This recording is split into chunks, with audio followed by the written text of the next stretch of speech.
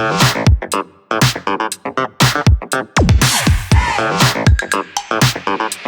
everyone. This is a video regarding CUET form filling process.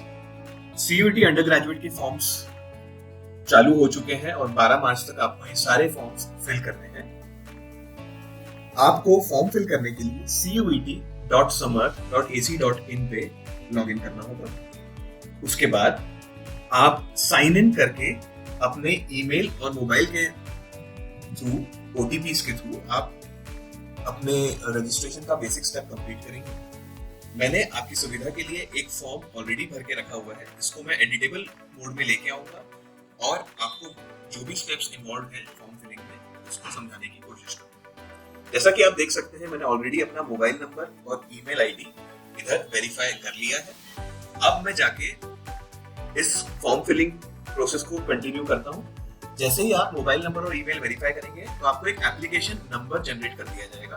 ये एक unique application number होगा जिसके through आप बाद में भी अपना पर्सनल आईडी और पासवर्ड सेट करके, जब तक आप इस फॉर्म को सबमिट नहीं कर रहे हैं, तो बार बार लॉग इन करके अपने कोर्सेज को एडिट करके और कोर्सेज की चॉइसेस को बढ़ा सकते हैं। फॉर एग्जाम्पल, अगर मैं एडिटेबल फॉर्म को एडिट करने के लिए जाऊँ और एडिटेबल मोड में चला जाऊँ तो मैं इस बटन को प्रेस करूंगा। उसके बाद आप देख रहे हैं कि मैंने जो एक डेमो फॉर्म भरा है उसमें पर्सनल डिटेल्स लाइक जो भी कैंडिडेट का नाम है, और उन्होंने स्पेसिफिकली मेंशन किया हुआ है कि ये क्लास 10th की मार्कशीट में जैसा आपने नाम उसमें मेंशन है वही नाम और वही स्पेलिंग के साथ आप अपना नाम भरें। फिर जो दूसरी डिटेल्स हैं like father's name, mother's name, any guardian's name, date of birth, gender, nationality and domicile. इसमें एक इंपॉर्टेंट टैब है जो कि है कैटेगरी सिलेक्ट करना, जो मैं आपको एडिट करके बताने की भी कोशिश करता हूँ। अगर मैं पर्सनल फॉर्म को अपडेट करने जाता हूँ तो आपको इस प्रकार के टैब्स मिलेंगे जिसमें आपको अपने नाम, डेट ऑफ बर्थ, जेंडर इत्यादि भरना होगा। इसमें एक इंपॉर्टेंट टैब आ जाता है, वो है कैटेगरी का। अगर आप किसी कैटेगरी से बिलोंग करते हैं, for example other backward classes जो कि नॉन क्रीमी लेयर में आते हैं, SC, ST या EWS, ये कैटेगरीज आप क्लेम कर सकते हैं। और यदि आप इन कैटेगरीज को बिलोंग नहीं करते हैं तो आप जनरल/अनरिजर्व वाला टैब ओपन करके या सिलेक्ट करके आगे बढ़ सकते हैं। इसके बाद अदर पर्सनल डिटेल्स जिसमें फादर्स नेम, मदर्स नेम और ऑक्यूपेशन, पेरेंट्स का ऑक्यूपेशन और फैमिली इनकम, ये सारी चीजें आपको इसमें भरनी होगी। आप इस चीज का ध्यान रखें, इस फॉर्म में आपको किसी भी तरह का इनकम प्रूफ या कोई आईडी प्रूफ अपलोड करने के लिए नहीं कहा गया है। सिर्फ और सिर्फ फोटोग्राफ, सिग्नेचर और यदि कोई कैटेगरी से आप बिलोंग करते हैं तो उसका सर्टिफिकेट अपलोड करने के लिए कहा गया है। इसके बाद एक इंपॉर्टेंट चीज आ जाती है, वो है medium of studying in qualifying examination. वो भी आप प्रॉपर्ली इसको मेंशन करें। अगेन एक बहुत इंपॉर्टेंट सेक्शन है इस फॉर्म का, वो है present address and permanent address. इसमें जो भी रिस्पेक्टिव आप प्रेजेंट एड्रेस में हो उसके बारे में भर सकते हैं, और आपका परमानेंट एड्रेस अगर अलग भी है तो आप उसको फिल कर सकते हैं, और अगर सेम है तो क्लिक सेम एज पर प्रेजेंट एड्रेस पे जाके आप आगे बढ़ सकते हैं। ये इंपॉर्टेंट इसलिए हो जाता है कि इस बार CUET ने जो सेंटर्स एलोकेट किए हैं या एलोकेट करने की जो प्रक्रिया रहेगी, वो उसमें आपको सिर्फ उन्हीं स्टेट्स का ऑप्शन देंगे जहां आपको सेंटर चूज करना है, जहां पर आपका परमानेंट एड्रेस है या फिर आपका टेम्परेरी एड्रेस है। तो इन दो स्टेट्स, अगर आपके स्टेट्स कॉमन है तो आपको एक ही स्टेट का ऑप्शन मिलेगा जहां आप सेंटर ले सकते हैं, और अगर अलग अलग है तो आपको 2 स्टेट का ऑप्शन मिल सकता है। नाउ अगला हम देखेंगे कि आप कुछ अदर कोटा, यदि आप उसके लिए एलिजिबल हैं तो क्या आप उसको चूज करना है। For example, if you belong to poverty line, yes या नो, इस टैब में आप जाके क्लिक करेंगे। आर यू कश्मीरी माइग्रेंट, इस टैब में आप जाके यस या नो क्लिक करेंगे। Quota related to defence personnel, claiming of NCC quota, जो कि बहुत सारे students various stages of NCC के सर्टिफिकेट्स को होल्ड करते हैं, तो उसके अनुसार आप उसमें यस और नो बोल सकते हैं। यदि आपने यस किया तो आप देख सकते हैं कि उसने इसको एक्सेप्ट कर लिया है, और उसने अभी ये बिल्कुल भी नहीं मांगा है कि आपके पास कौन सी स्टेज का NCC certificate, be it first stage, second stage और third stage. Similarly for the sports quota, अगर आपको क्लेम करना है, अगर आप नेशनल या नेशनल लेवल पे आपने रिप्रेजेंट किया है अपने स्टेट को, या फिर इंटरनेशनल लेवल पे तो आप स्पोर्ट्स कोटा को सिलेक्ट कर सकते हैं।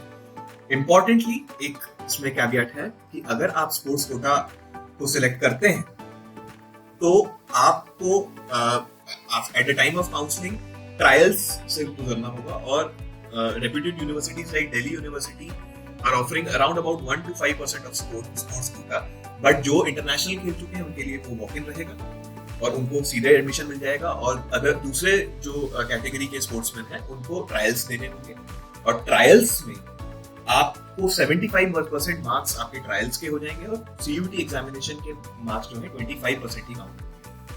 सो एक इंपॉर्टेंट चीज ये हो जाती है, अगर आप स्पोर्ट्स कोटा को क्लेम करते हैं तो आपको ट्रायल्स से गुजरना पड़ेगा।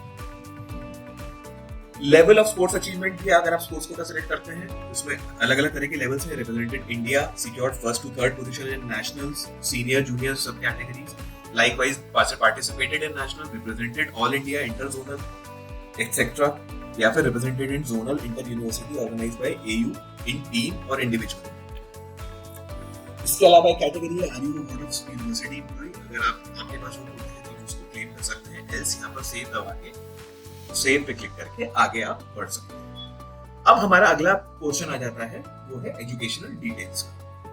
एजुकेशनल डिटेल्स में इंपॉर्टेंटली आप सभी लोग जो इस साल 12th अपीयर कर रहे हैं वो 10th पास तो है ही, तो 10th के जो आपकी मार्कशीट है उसके अनुसार आपको अपने परसेंटेजेस, मार्क्स और रोल नंबर ये मेंशन करना होगा। अब रोल नंबर जो एग्जैक्टली आपका दिया हुआ है उस सर्टिफिकेट में वही आपको इसमें फिल करना है, और बोर्ड ऑफ एग्जामिनेशन भी आपको उसमें फिल करना है। इसके बाद यदि आपके मार्कशीट में जो कि 10th बोर्ड की है उसमें अगर ग्रेड्स दिए हुए हैं या फिर परसेंट दिए हुए हैं, आप दोनों कैटेगरी को चूज कर सकते हैं। अगर सिर्फ ग्रेड्स दिए हैं तो आप ग्रेड्स भरें, अगर मार्क्स दिए हैं तो आप मार्क्स भरें, वो परसेंट अपने आप कैलकुलेट कर लेगा। और इन केस के ग्रेड्स और मार्क्स दोनों भरे हैं तो आप सिर्फ और सिर्फ मार्क्स भरने की कोशिश करें। और यदि आपने 6 सब्जेक्ट्स दिए हैं तो 6 के 6 मार्क्स भरें, ऐसा ना सोचेंगे हम बेस्ट ऑफ 5 भरेंगे। अगर आपने 6 दिए हैं, 4 दिए हैं, 5 दिए हैं, 7 दिए हैं, जितने भी सब्जेक्ट्स दिए हैं टोटल मार्क्स अकॉर्डिंगली आपके हो जाएंगे, और जो भी आपके ऑब्टेन्ड मार्क्स है उनको आप टोटल करके मार्क्स ऑब्टेन्ड वाले टैब में भरेंगे तो सीधे आपको परसेंटेज कैलकुलेट करके वो बता देगा। अच्छा, यदि कोई व्यक्ति 2023 से पहले 12th पास हो गया है तो उसको अपने 12th बोर्ड के रिजल्ट्स के बारे में भी विद रोल नंबर मेंशन करना होगा, और सिमिलर प्रोसेस अपनानी होगी ग्रेड्स और मार्क्स के लिए, जैसा मैंने 10th क्लास के लिए अभी आपको बताया। अगेन अगर मैं अगले सेक्शन की तरफ बढ़ता हूँ तो अब हमें डालनी होगी examination centre details. For example मैंने जिन व्यक्ति का फॉर्म डेमो के फॉर्म में भरा है उसे हम उनका एड्रेस हमने मध्य प्रदेश में परमानेंट और टेम्परेरी एड्रेस बताया है, तो उस वजह से उन्होंने हमें सिटी प्रेफरेंस के नाम पे स्टेट सिलेक्ट करने के लिए मध्य प्रदेश कहा गया, और उसमें हमने फिर 2 सेंटर्स को सिलेक्ट कर लिया। फॉर एग्जांपल यहाँ पर हमने एक पहला सेंटर हमने इंदौर सिलेक्ट किया है और सेकंड सेंटर हमने उज्जैन सिलेक्ट किया है। वैसे ही आप अपने नियर बाई सिटीज में या जिस भी सिटी को आप बिलोंग करते हैं अपने स्टेट में उसको चूज कर सकते हैं। अगेन NTA ने जो डेट्स नोटिफाई की है उसमें 30th of April को आपको आपकी सिटीज जो एलोकेट होंगी जिसमें आपके पेपर्स होंगे वो बता दी जाएगी, और उस सिटी में एग्जामिनेशन सेंटर कौन सा है ये आपको पता पड़ेगा जब आपके पास आपके इंडिविजुअल सब्जेक्ट्स के हॉल टिकट्स आ जाएंगे। तो my advice would be to select the city in which you are residing, या फिर कोई नियर बाय सिटी एकदम जहां से आप रेगुलर बेसिस पे कम्यूट कर सकें, क्योंकि हो सकता है कि आपको 5 से 6 सब्जेक्ट्स में अपीयर होना पड़े same. Now will be proceeding to the next section. अब नेक्स्ट सेक्शन एक बहुत इंपॉर्टेंट सेक्शन आ चुका होता है जिसमें हम यूनिवर्सिटीज और प्रोग्राम सिलेक्शंस के बारे में बताते हैं, ये हमें भरना होता है। अब अगर हम देखें तो हमें एक सेलेक्ट यूनिवर्सिटी नेम है, इसमें ड्रॉप डाउन लिस्ट दी हुई है। For example if I am a commerce student तो मैं दिल्ली यूनिवर्सिटी में बीकॉम ऑनर्स के कोर्स के लिए एस्पायर करूंगा। बहुत ऑब्वियस चीज है क्योंकि मैं कॉमर्स स्टूडेंट हूं तो मैं बीकॉम ऑनर्स या बीकॉम के कोर्सेज के लिए अप्लाई करना चाहूंगा, और दिल्ली यूनिवर्सिटी अगर मेरी फर्स्ट प्रेफरेंस है। मतलब आप ये ना सोचें कि इसमें जो भी आप फिल करेंगे वो प्रेफरेंस वाइज है, इट्स जस्ट कि आप उसमें अपना इंटरेस्ट शो कर रहे हैं। तो अगर मैं यूनिवर्सिटी ऑफ दिल्ली पे आता हूँ, माइंड यू दिल्ली यूनिवर्सिटी इसमें DU नाम से नहीं है, इसमें यूनिवर्सिटी ऑफ दिल्ली के नाम से है, वही इनका रजिस्टर्ड नेम है, उस हिसाब से उन्होंने डाला हुआ है। तो आप यूनिवर्सिटी ऑफ दिल्ली सिलेक्ट करते हैं। उसके बाद आपका आ जाता है अगला टैब, जिसको सिलेक्ट प्रोग्राम नेम से जाना जाता है, और उस पर अगर आप क्लिक करेंगे तो एक ड्रॉप डाउन मेनू आएगा। उस मेनू में फॉर एग्जांपल जैसे मैंने बीए इकोनॉमिक्स की बात करी, तो मैं बीए इकोनॉमिक्स का कोर्स इसमें सर्च करूंगा। सॉरी, मैंने बीकॉम ऑनर्स के कोर्स की बात की थी, तो मैं बीकॉम ऑनर्स के कोर्स को सिलेक्ट करता हूँ। जैसे ही मैंने बीकॉम ऑनर्स के कोर्स को सिलेक्ट किया है, वैसे ही मैं इसमें ऐड करता हूँ यूनिवर्सिटी को। तो इसमें मुझे ये भी बता देता है कि मुझे किन सब्जेक्ट्स में अपीयर करना पड़ेगा। फॉर एग्जांपल सेक्शन 1 में अपीयर करना है, जो कि मोस्टली स्टूडेंट्स के लिए इंग्लिश होगा। उसके बाद सेक्शन 2 है, जिसमें डोमेन है सेक्शन 2 में, जिसमें मैथ्स और अप्लाइड मैथ्स या अकाउंटेंसी या बुक कीपिंग, इनमें से कोई भी एक सब्जेक्ट चल जाएगा। और उसके अलावा आपको करना होगा एनी 2 फ्रॉम सेक्शन 2। तो ये सब आपको ध्यान रखना पड़ेगा कि यदि आपने बीकॉम ऑनर्स का कोर्स सिलेक्ट किया है तो कौन सी कोर्स मैपिंग के लिए आपको जाना पड़ेगा, या कौन कौन से सब्जेक्ट्स में आपको अपीयर होना पड़ेगा। फॉर एग्जांपल आप देख पाएंगे कि बीकॉम ऑनर्स के लिए यहाँ जो भी सब्जेक्ट्स रिक्वायर्ड है उनमें सेक्शन 3 जनरल टेस्ट नहीं है, बट कुछ ऐसे प्रोग्राम्स होते हैं जिसमें सेक्शन 3 जनरल टेस्ट भी मांगा जाता है। अगेन, हर कोर्स की अपनी एलिजिबिलिटी है, तो यहाँ पर आप राइट क्लिक करके उस एलिजिबिलिटी को भी देख सकते हैं। जैसे ही वो एलिजिबिलिटी आपको क्लियर हो जाएगी, जैसे ही मैंने क्लिक किया तो इन्होंने बीकॉम ऑनर्स में जो भी आप सब्जेक्ट मैपिंग ले रहे हैं उसकी एलिजिबिलिटी के बारे में यहाँ पर कमेंट किया है। वो आप चेक कर सकते हैं और उस अनुसार अपने फॉर्म को आगे फिल कर सकते हैं। फॉर एग्जाम्पल मैं चाहूँ कि मुझे इसमें बीकॉम ऑनर्स मैंने सिलेक्ट कर लिया, अब मैं प्लेन बीकॉम के लिए अगर सिलेक्ट करता हूँ दिल्ली यूनिवर्सिटी में, तो ऐसे करके मैं कोर्स को ऐड कर सकता हूँ। अब इसमें इनकी एलिजिबिलिटीज जो है वो चेंज होती जा रही है। जैसे इसमें अब सेक्शन 3 रिक्वायर्ड और एनी 3 फ्रॉम सेक्शन 2 रिक्वायर्ड है, या तो एक ये कॉम्बिनेशन बन जाएगी section 1 plus any 3 from section 2, या फिर section 1 plus any 1 from section 2, जो कि आपका डोमेन का सेक्शन है, और सेक्शन 3। तो ये आपको एलिजिबिलिटीज अपनी देखते रहना पड़ेगा, उसी के अनुसार आपको अप्लाई करना है।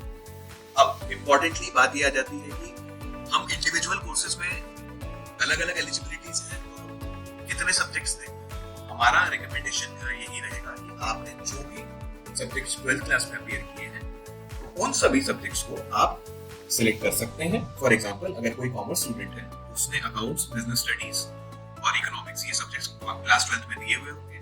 इसके अलावा अगर उसने मैथ्स दिया है तो मैथ्स को भी सिलेक्ट करके 4 डोमेन सब्जेक्ट्स का एक कॉम्बो बना सकता है, other than English and general test. तो मैक्सिमम अगर 5 से 6 सब्जेक्ट यदि आप देते हैं, तो मोस्ट ऑफ द प्रोग्राम्स जिनमें आप अपने स्ट्रीम के हिसाब से इंटरेस्ट शो कर रहे होंगे, उनमें आप एलिजिबल रहेंगे।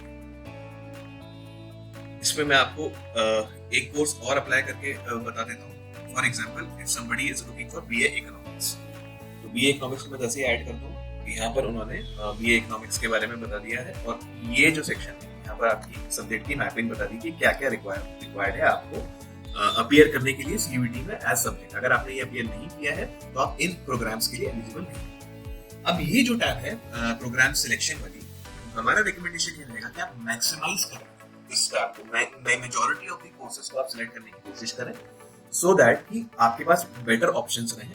यहाँ पर मान लीजिए कि अगर किसी ने यूनिवर्सिटी ऑफ दिल्ली में एक कोर्स अप्लाई कर लिया, इसका ये बिल्कुल भी मतलब नहीं है कि वो यूनिवर्सिटी ऑफ दिल्ली के सारे कोर्सेज के लिए एलिजिबल है। यहाँ पर आपको इंडिविजुअल कोर्सेज में जाके उसमें इंटरेस्ट शो करना है। फॉर एग्जांपल अगर कोई व्यक्ति बीबीए करना चाहता है, तो दिल्ली यूनिवर्सिटी में इक्विवेलेंट नेम उसका है बैचलर ऑफ मैनेजमेंट स्टडीज, तो वो यहाँ पर क्लिक करेगा, उसे ऐड करेगा, एंड अगेन ये जितना भी सब्जेक्ट मैपिंग आनी है उसको ध्यान रखेगा, और इसी के हिसाब से आपको अपने सीयूईटी में देने वाले सब्जेक्ट्स को भी सिलेक्ट करना होगा। अब मैं आपको एक स्टेट यूनिवर्सिटी के बारे में बताता हूँ। फॉर एग्जांपल अगर मैं देवी अहिल्या विश्वविद्यालय इंदौर की बात करता हूँ, तो आप इधर जाके डीएवी भी सिलेक्ट करें। यहाँ पे जाके आप फॉर एग्जांपल अगर आप इंटीग्रेटेड बीए एलएलबी में जाना चाहते हैं, तो वो प्रोग्राम सिलेक्ट करें और ऐड करें। यहाँ पर आपको अलग से मैपिंग आ जाएगी English and general test, so there is no domain requirement. इसी वजह से आप जब मैक्सिमाइज करेंगे अपने कोर्सेज को, तो हमारी तरफ से यही रिकमेंडेशन है कि जो भी सब्जेक्ट्स में आप 12th क्लास में अपीयर किए हैं, उन सभी डोमेन्स में आप देने जाएं एग्जाम्स को, other than general test and English, so that कि आपकी मैक्सिमम कोर्सेज में एलिजिबिलिटी बरकरार रहे। जहां भी उन्हें 2 डोमेन सब्जेक्ट्स की रिक्वायरमेंट है, अगर आपने 4 भी दिए हैं, तो बेस्ट ऑफ 2 अपने आप सिलेक्ट कर लें। अगेन अगर मैं इसी यूनिवर्सिटी की बात करूँ, DAVV की, integrated under graduate MBA science की अगर मैं बात करूँ, अगर मैं इसको सिलेक्ट करता हूँ तो सेम एलिजिबिलिटी है, English plus section 3 general test. तो ये सारी एलिजिबिलिटी आप देखते हैं, उसी के अकॉर्डिंग अपने सब्जेक्ट्स को भी सिलेक्ट करते हैं। If I'm talking about a private university, for example, if I say MIT University, Gurgaon. So if I want to have a say BSc or BSc related course in biotechnology, if I'm clicking it और यहाँ से मैं जाके add करता हूँ, तो इसका जो सब्जेक्ट मैपिंग है फिजिक्स, केमिस्ट्री एंड बायोलॉजी, इस तरह की इन्होंने दी है। अगर आप कॉमर्स स्टूडेंट हैं तो ये इस तरह के टेक्निकल कोर्सेज में आप अप्लाई नहीं कर पाएंगे, बट ये चीज जो है ये हर यूनिवर्सिटी की अपनी अपनी अलग है, तो उसकी रिक्वायरमेंट आप उस हिसाब से चेक करें। अदर कोर्स अगर आपको इसमें जाना है, MIT यूनिवर्सिटी गुड़गांव की अगर मैं बात करूं, तो अगर आप चाहें तो इसमें भी BBA LLB की देख सकते हैं, या मैं देखूं तो सिर्फ प्लेन BBA कोर्स भी है। अगर मैं उसको सिलेक्ट करता हूं तो आप इधर देखेंगे कि इनकी रिक्वायरमेंट सिर्फ जनरल टेस्ट की है, यानी सेक्शन 3 की रिक्वायरमेंट। सिमिलरली आप वेरियस डीम प्राइवेट और सेंट्रल यूनिवर्सिटीज और स्टेट यूनिवर्सिटीज को सिलेक्ट कर सकते हैं इस ड्रॉप डाउन से। हमारा रिकमेंडेशन ये है कि आप अपने इंटरेस्ट को, जो यूनिवर्सिटी सिलेक्शन वाला जो ये टैब है, इसमें अपने इंटरेस्ट को मैक्सिमाइज करें। डोंट थिंक कि इसमें आप अगर ज्यादा कोर्सेज ऐड करते हैं तो फॉर्म के प्राइस में कुछ अंतर आएगा, ऐसा बिल्कुल नहीं है। आप कोर्सेज में इंटरेस्ट शो करना या कोर्सेज सिलेक्ट करना इज कम्प्लीटली फ्री। जो भी कॉस्ट है वो आपके सब्जेक्ट्स की जो आप एग्जाम देने जाएंगे उसी के अनुसार चार्ज किया जाएगा। अब अगर हम अगले टैब पे चलते हैं, which is test paper details. यहां पर हम देखें, मैं इसको अपडेट करने की कोशिश करता हूं। टेस्ट पेपर डिटेल्स में अगर मैं देखूं कि मैंने फर्स्ट पेपर सिलेक्ट किया है इंग्लिश, अगर मैं कॉमर्स स्टूडेंट हूं तो what would I think is कि मैं अगला टेस्ट दूंगा जनरल टेस्ट। इसके अलावा मैं एक डोमेन सब्जेक्ट के नाम पे दे सकता हूँ इकोनॉमिक्स। अगर मेरा इकोनॉमिक्स के साथ साथ मैंने मान लीजिए कि मैथमेटिक्स पढ़ा है या अप्लाइड मैथमेटिक्स इस तरह का कुछ पढ़ा है या अकाउंटेंसी पढ़ा है, तो मैं इधर जाके अकाउंटेंसी एंड बुक कीपिंग में क्लिक करूंगा। यहाँ पर अपना मीडियम ऑफ पेपर सिलेक्ट करूंगा। फिर अगला मेरे को मैक्सिमाइज करना है, क्योंकि मुझे सब्जेक्ट्स को, तो मैं मिनिमम, अगर मेरा मैथ्स के साथ है कॉमर्स भी, तो मैं मैथमेटिक्स भी दूंगा। उसमें भी जाके मैं लैंग्वेज सिलेक्ट करूंगा। इसके बाद अगर मैं देखूं तो बिजनेस स्टडीज का अगर ऑप्शन होगा तो मैं बिजनेस स्टडीज को भी क्लिक करूंगा और यहाँ जाके मैं उसका भी मीडियम सिलेक्ट करूंगा। तो आप ध्यान से देखें तो मैंने यहाँ पर 6 टोटल सब्जेक्ट सिलेक्ट किए हैं। अब ये जो 6 सब्जेक्ट्स हैं ये 21 टू 31 मई के बीच में अलग अलग स्लॉट्स में आपके कंडक्ट करा लिए जाएंगे। आपको, अगर आप कॉमर्स स्टूडेंट है विद मैथ्स है तो वी विल रिकमेंड कि आप एटलीस्ट 6 पेपर्स दें, और अगर आप कॉमर्स स्टूडेंट विदाउट मैथ्स है तो आप at least 5 paper. Similarly goes with the humanities field कि आप अपने ह्यूमैनिटीज से रिलेटेड सारे सब्जेक्ट्स दें, और similar goes with the physics, chemistry, maths और दी साइंस स्ट्रीम। उसमें भी आप फिजिक्स, केमिस्ट्री, मैथ्स के पेपर्स को आप सिलेक्ट कर सकते हैं, और यदि आपका बायोलॉजी भी है साथ में, बायोलॉजी को सिलेक्ट कर सकते हैं। तो एटलीस्ट सभी स्ट्रीम्स के लिए मैं एक जनरल बात मानी तो 5 से 6 बेसिक डोमेन सब्जेक्ट्स का एक मैपिंग आराम से मिल जाएगी, और आपको उतने सब्जेक्ट्स हम रेकमेंड करेंगे। इसके अलावा सबको 10 सब्जेक्ट देने की जरूरत नहीं है। अगर आप चाहें कि इसके अलावा भी सब्जेक्ट अपेयर करना चाहते हैं तो आप सिलेक्ट करके आप कर सकते हैं। यहाँ पर एक डिक्लेरेशन होगा जिसमें मैं टिक करूंगा और उसके बाद मैं इसको सेव करूंगा। अगेन जब हमने अपने सब्जेक्ट्स को सिलेक्ट कर लिया है तो अब आता है अपलोडिंग सेक्शन। जब मैं अपलोडिंग सेक्शन में पहुंचता हूँ तो मैंने ऑलरेडी एक फोटो अपलोड कर दिया है इसमें, वैसे ही उसके एक सिग्नेचर अपलोड कर दिए जाएंगे यहाँ पे। और इस इन्फॉर्मेशन को ध्यान से आप पढ़ लें कि जो फोटोग्राफ का साइज है वो 10 KB से 200 KB के बीच में होना चाहिए। सिग्नेचर का साइज 4 KB टू 30 KB तक होना चाहिए। यदि आप किसी कैटेगरी को बिलोंग करते हैं और आप उस कैटेगरी का सर्टिफिकेट डालना चाहते हैं अपने फॉर्म में, यदि आपने उस कैटेगरी को क्लेम किया तो आपको सर्टिफिकेट डालना ही होगा।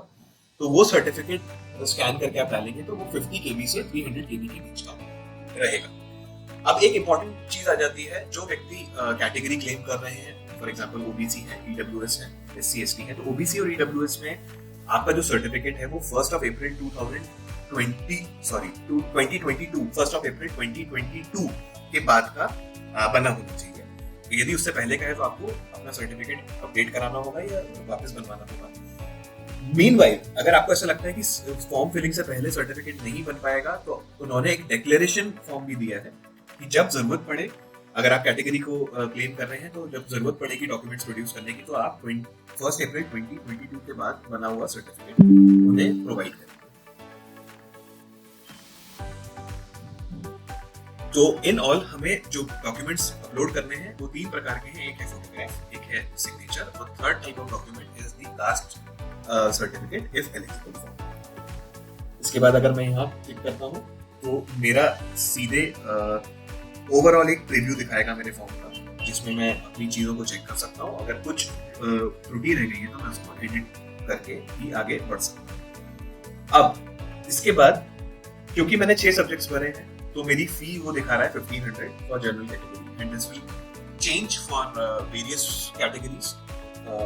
और यदि आप 6 से ज्यादा सब्जेक्ट्स लेते हैं तो मैक्सिमम फॉर्म प्राइस है 1750 फॉर जनरल कैटेगरी। यदि आप कोई सेंटर आउटसाइड इंडिया, यानी बाहर सेंटर अगर आपका बाहर है, यदि आप विदेश में है, तो वो भी इस एग्जाम को देने के लिए एलिजिबल है। जो इंडियंस हैं जो बाहर रहते हैं, तो उनका सेंटर में यदि वो ऑप्ट करते हैं आउटसाइड इंडिया, तो उसके प्राइसेस अकॉर्डिंगली रहेंगे, जो कि 1750 जो मैक्सिमम प्राइस इंडिया में रहने वाले लोगों के लिए उससे ज्यादा है। बट वो कितना है, यदि आप उसको ऑप्ट करते हैं तो आपको इन्फॉर्मेशन मिल जाएगी। अगेन इस पोजीशन पे पहुंचने के बाद हम पर्टिकुलर्स को चेक करेंगे, जैसे कि हमारा जो भी नाम है, father's name, guardian's name, date of birth से लेके जो भी हमने इन्फॉर्मेशन दी है, उसको हमें इंडिविजुअली टिक करके वेरीफाई करना होगा। And then the last step would be proceed to payment. जैसे हम इस पे क्लिक करेंगे तो आपके लिए पेमेंट विंडो ओपन हो जाएगी, और उसको क्लिक करके फाइनलाइज करके आप ऑनलाइन पेमेंट कर सकते हैं और अपना फॉर्म सबमिट कर सकते हैं। तो do this before 12th of March।